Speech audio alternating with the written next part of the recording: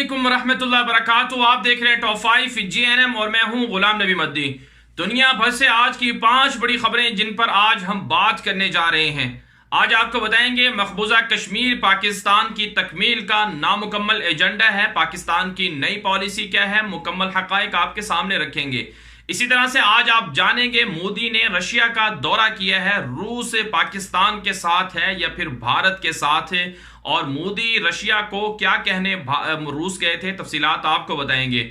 इसी तरह से आज आपको बताएंगे अफगानिस्तान की ताज़ा सूरत हाल। अफगान तालिबान ने अफगानिस्तान के सूबा फराह पर बहुत बड़ा हमला किया है और साथ साथ पाकिस्तान के अंदर चीन और अफगानिस्तान और इसी तरह से पाकिस्तान का 3 मुल्की इजलास हो रहा है अफगानिस्तान की सूरत हाल के हवाले से। इस इजलास में किन चीजों पर बातचीत होगी, तफसीलात आपके सामने रखें। और इसी तरह से आज आपको बताएंगे चीन ने ईरान में $400 अरब की सरमायाकारी का ऐलान किया है। क्या खित्ते में नई गेम शुरू होने जा रही है? चीन किसकी तरफ है? अमेरिका के साथ जंग में ईरान को अब अरबों के खिलाफ खड़ा किया जा रहा है। क्या होने जा रहा है मुस्तकबिल में, आपको हकाइक बताएंगे। और आखिर में बात करेंगे नेतन्याहू के दौरा बरतानिया के हवाले से और मशरिक़ वुस्ता की तब्दील होती सूरत हाल पर आपको हकाइक देंगे कि सदी की बड़ी डील का जो ऊंट है वो अब किस करवट बैठने जा रहा है। बिस्मिल्लाहिर्रहमानिर्रहीम। नाज़रीन, आपने हेडलाइंस मुलाहजा कर ली। सबसे पहले बात कर लेते हैं मकबूजा कश्मीर की ताज़ा सूरत हाल के हवाले से। मकबूजा कश्मीर के अंदर 1 महीने से जायद का अरसा हो चुका है, कर्फ्यू नाफिज है। पाकिस्तान की जानिब से कुछ लोगों ने लाइन ऑफ कंट्रोल को क्रॉस भी किया है, जिन पर भारत की फौज की जानिब से फायरिंग की गई और कई जो है वो लोग जख्मी भी हुए हैं और बहुत सी इतलात ये भी हैं कि शहीद भी हो चुके हैं। पाकिस्तान की जानिब से लोग इनफिरादी तौर पर जिहाद के नाम पर कश्मीर के अंदर जा रहे हैं। दूसरी जानिब से पाकिस्तान के अंदर यौम दिफा जो शुहदा के याद में और उनकी कुर्बानियों के याद में मनाया जाता है, वो यौम यकजहती कश्मीर के तौर पर मनाया गया। पाकिस्तान की आर्मी की जानिब से, पाकिस्तान आर्मी चीफ की जानिब से एक इंतहाई अहम पॉलिसी बयान सामने आया है आज कि मकबूजा कश्मीर पाकिस्तान की तकमील का नामुकम्मल एजेंडा है। यानी पाकिस्तान उस वक्त तक मुकम्मल नहीं हो सकता जब तक मकबूजा कश्मीर पाकिस्तान के साथ ना मिल जाए। और इसी तरह से पाकिस्तान का अब यह भी नजरिया है, बल्कि इससे पहले भी पाकिस्तान इस पर काम करता रहा है कि मकबूजा कश्मीर के साथ साथ भारत की कुछ रियासतें, बल्कि पूरा भारत ये पाकिस्तान के साथ शामिल होना चाहिए। तकमील पाकिस्तान का जो नारा है वो पिछले 70 सालों से पाकिस्तान की पॉलिसी का हिस्सा है। अब अमलन इस पर काम शुरू हो चुका है। आज आर्मी चीफ और पाकिस्तान के वजीर आज़म इमरान खान भी लाइन ऑफ कंट्रोल के दौरे पर पहुंचे, वहां नौजवानों से मुलाकातें हुई और इस वक्त पाकिस्तान की जो अंदर की सूरत हाल चल रही है, पाकिस्तान के इदारों की, पाकिस्तान के सिक्योरिटी की जो एजेंसीज की, वो इस बात पर गौर व फिक्र कर रहे हैं कि तकमील पाकिस्तान का जो नारा था या जो पॉलिसी थी उसे अमलन अब आगे बढ़ाया जाए। आगे बढ़ते हैं, एक और खबर बात कर लेते हैं। मोदी ने दौरा किया है रूस का, और मोदी रूस क्यों पहुंचे हैं? बुनियादी तौर पर वहां पर एक कॉन्फ्रेंस थी, उसमें 4 ममालिक जो हैं वो शरीक हुए थे। उस कॉन्फ्रेंस से खिताब करना था मोदी ने, लेकिन इस मोदी के दौरे रूस के हवाले से वहां के सफारतकार तो ये कह रहे हैं कि दौरा नाकाम साबित हुआ है, कोई बहुत बड़ा ब्रेक थ्रू नहीं मिला है इस दौरे के दौरान।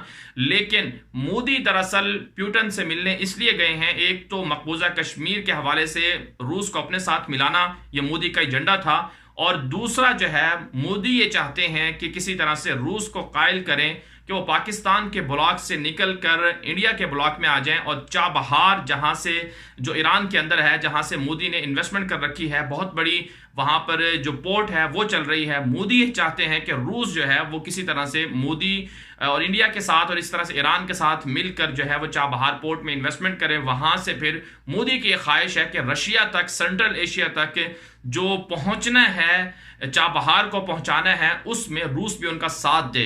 तो इस सारी सूरत हाल में पाकिस्तान को अब क्या करना है? पाकिस्तान को चाहिए कि पाकिस्तान रूस के पास जाए, रूस को कायल करे कि वो पाकिस्तान का जो सी पैक का प्रोजेक्ट है उसमें शामिल हो जाए, क्योंकि जब तक रूस से सी पैक के प्रोजेक्ट में शामिल नहीं होगा उस वक्त तक एक तो सी पैक का जो दायरा कार है वो बहुत महदूद रहेगा, और दूसरा जो है वो चीन के हवाले से पाकिस्तान के सलामती के इदारों को और कुछ लोगों को जो तहफ़्फ़ुज़ात हैं वो भी बरकरार रहेंगे। तो इसलिए पाकिस्तान को चाहिए कि रूस को भी सी पैक में शामिल करे ताकि चीन की जो बालादस्ती है सी पैक के हवाले से वो कम हो जाए। यहाँ पर एक और बात दिलचस्पी के तौर पर नाज़रीन किराम के रूस जो है वो मोदी के साथ इसलिए ताल्लुकात कायम रखने पर मजबूर है क्योंकि रूस का सबसे ज्यादा असलहा जो है वो मोदी ही खरीदता है।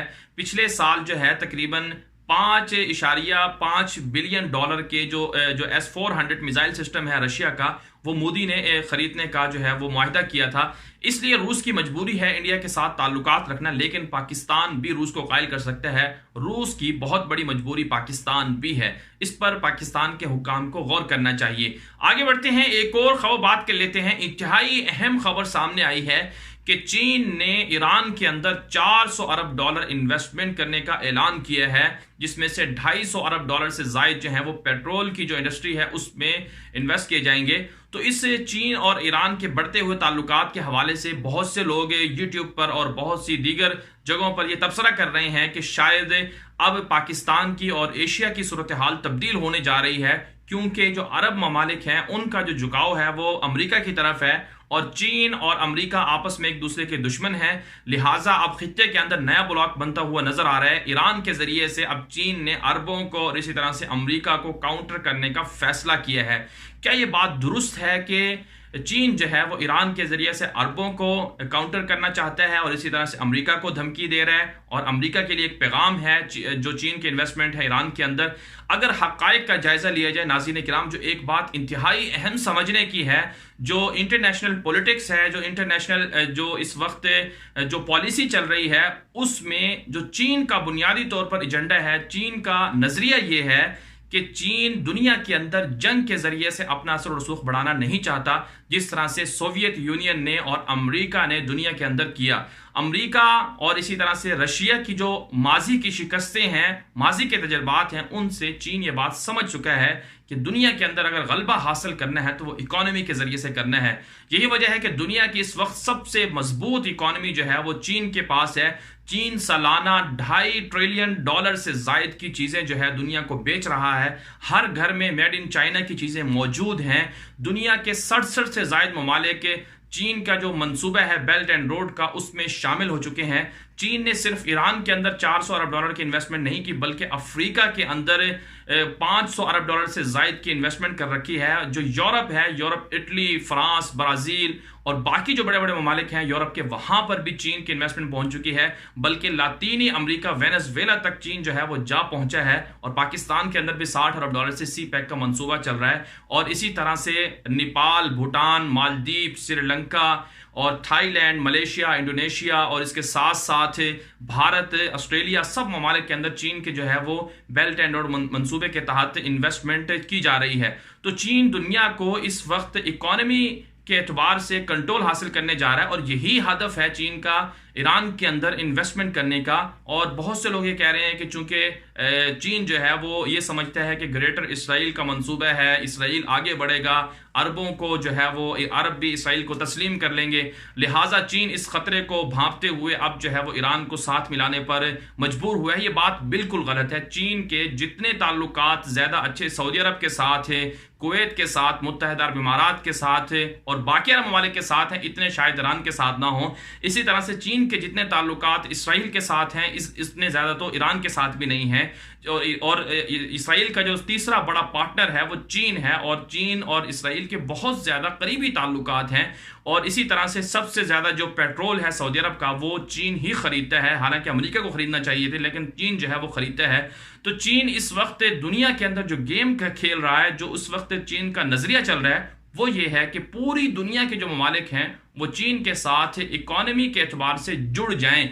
इसी वजह से वो हर जगह पर जो है वो डेवलपमेंट कर रहा है, इन्वेस्टमेंट कर रहा है, वहां पर रोड बना रहा है। और जो पाकिस्तान का सी पैक का मंसूबा है, गवादर पोर्ट है, एक तरफ चीन ने वहां इन्वेस्टमेंट कर रहा है। इसी तरह से चीन का नजरिया ये भी है कि चाबहार पोर्ट को भी अपने अंडर किया जाए, ताकि वो भी, उसके जरिए से भी चीन जो है वो अपना जो मफादात हैं वो समेट सके। यही वजह है कि ईरान के 2 बड़े शहरों को चीन जो है वो रेलवे लाइन के जरिए से अपने साथ मुंसलिक कर रहा है। तो ये सारी सूरत हाल चीन के हवाले से जिस वक्त बढ़ती हुई नजर आ रही है, इसमें चीन का मफाद सिर्फ जो है वो इकोनॉमी के एतबार से है, माशी एतबार से है। इसके अलावा चीन का कोई और हदफ नहीं है। ताहम इतनी बात जरूर है कि चीन के बढ़ते हुए असर और रसूख से यूरोप इस वक्त हिला हुआ है। यूरोप इस वक्त बहुत ज़्यादा खाइफ है, अमेरिका भी बहुत ज़्यादा खाइफ है। यही वजह है कि इनके आपस में तिजारती जंग भी चल रही है। तो पाकिस्तान को भी इस हवाले से फिक्रमंद होना चाहिए कि कहीं ऐसा ना हो कि चीन जो है वो माशी एतबार से पाकिस्तान के साथ दोस्ती तो रखे, लेकिन इससे पाकिस्तान की सलामती को कहीं खतरात अगर हों तो उस पर पाकिस्तान को गौर जरूर करना चाहिए। आगे बढ़ते हैं, एक और खबर बात कर लेते हैं। ये खबर अफगानिस्तान से है। अफगानिस्तान की ताज़ा सूरत हाल आपके सामने रखेंगे।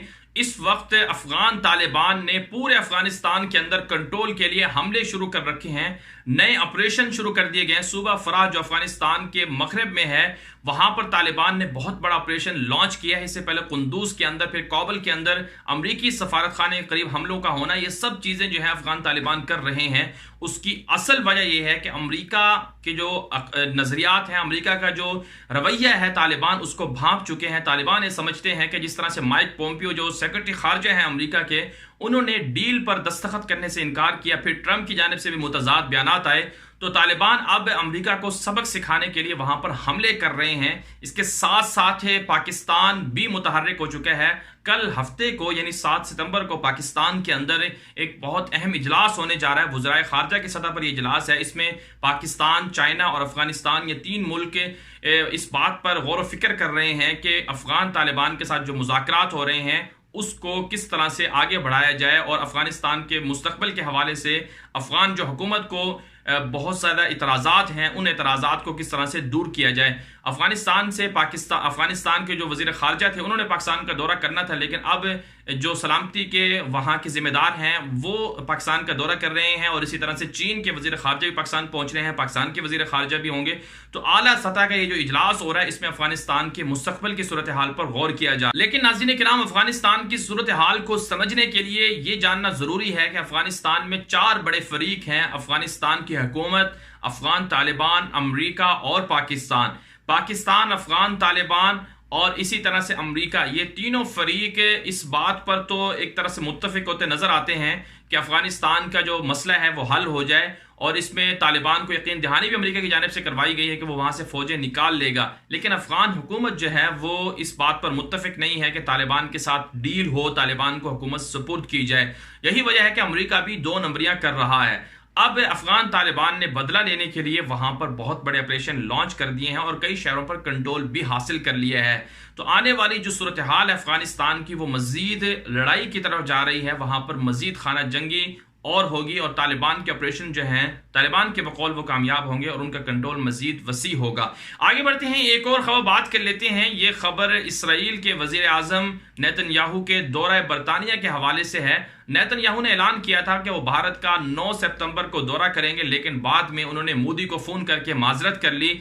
इस पर इसराइली अखबारात में बहुत ज्यादा तंज किया जा रहा है कि मोदी जो है वो नेतन्याहू को करीब लाने में नाकाम हो चुके हैं। मोदी को साइड लाइन पर करके जो नेतन्याहू हैं वो बरतानिया चले गए और फिर रशिया का दौरा भी उनका शेड्यूल में आ रहा है। बरतानिया जाकर बोरिस जॉनसन जो वहां के वजीर आजम हैं, उनसे नेतन्याहू ने मशरिक वस्ता की जो ताज़ा सूरत हाल है उस पर बातचीत की है और साथ साथ ईरान के बढ़ते हुए अहदाफ पर भी जो खबरें आ रही हैं कि उस पर भी बातचीत हुई है। लेकिन जो सबसे अहम मंसूबा इस वक्त नेतन्याहू का है कि नेतन्याहू 17 सितंबर को इलेक्शन में किस तरह से कामयाब हों, इस हवाले से बरतानिया से भी मदद तलब की है नेतन्याहू ने और रशिया के सदर पुतिन से भी मदद तलब की है और ट्रंप से भी कह चुके हैं कि हमारी मदद करें। नेतन्याहू के खिलाफ इसराइल के अंदर इस वक्त बहुत बड़ी कैंपेन चल रही है कि वो करप्ट हैं, उन्हें मुस्ताफी होना चाहिए। ये वजह 4 माह पहले जब इंतखाबात हुए तो नेतन्याहू इंतखाबात हार गए, अक्सरियत हासिल नहीं कर सके, जिस पर दोबारा इंतखाबात वहां पर मुनक्किद हो रहे हैं। तो अब सूरत हाल मुस्तकबिल की बनती हुई नजर आ रही है कि सदी की बड़ी डील का जो मंसूबा था अमेरिका का, जिसमें अमेरिका की जो सदर थे ट्रंप, उनके जो दामाद थे जेरेड कोशनर, और इसके साथ साथ मशरिक़ वस्ता के हवाले से जो अमेरिका के जो सदर हैं उनके मुशीर थे जैसन गेरन बेलेट, वो जो है वो मुस्ताफ़ी हो चुके हैं और उन्होंने इस्तीफ़ा दे दिया है। हालांकि अभी सदी की बड़ी डील का जो है वो ऐलान भी नहीं हुआ। तो इस पर पूरे आलमी मीडिया पर ये खबरें शाये हो रही हैं तवातुर के साथ कि शायद सदी की बड़ी डील का जो मंसूबा है वो लेट हो जाएगा, वो ताख़ीर का शिकार होगा और उसमें कोई ज़्यादा इख्तलाफात शायद अमेरिका की जो हुकूमत थी जैसन गेरन बेल्ट जो हैं उनके दरमियान थे, इस वजह से वो मुस्ताफ़ी हुए हैं। बहरहाल इतनी बात ज़रूर है कि मशरिक़ वस्ता की आने वाली सूरत हाल अगर नेतन्याहू दोबारा हुकूमत में आते हैं तो बहुत ज़्यादा ख़तरनाक होगी। ग्रेटर इसराइल का जो मंसूबा है जिसको लेकर नेतन्याहू आगे बढ़ रहे हैं उसमें मज़ीद जो है बहुत जो है इंतशार फैलने का अंदेशा है। अगर अरबों ने इसराइल को तस्लीम कर लिया और इसी तरह से नेतन्याहू जीत गए तो फिर बहुत ज़्यादा ख़तरनाक सूरत हाल दुनिया के लिए होगी। बहरहाल ये थी आज की 5 खबरें। इजाज़त दीजिए, अल्लाह हाफ़िज़।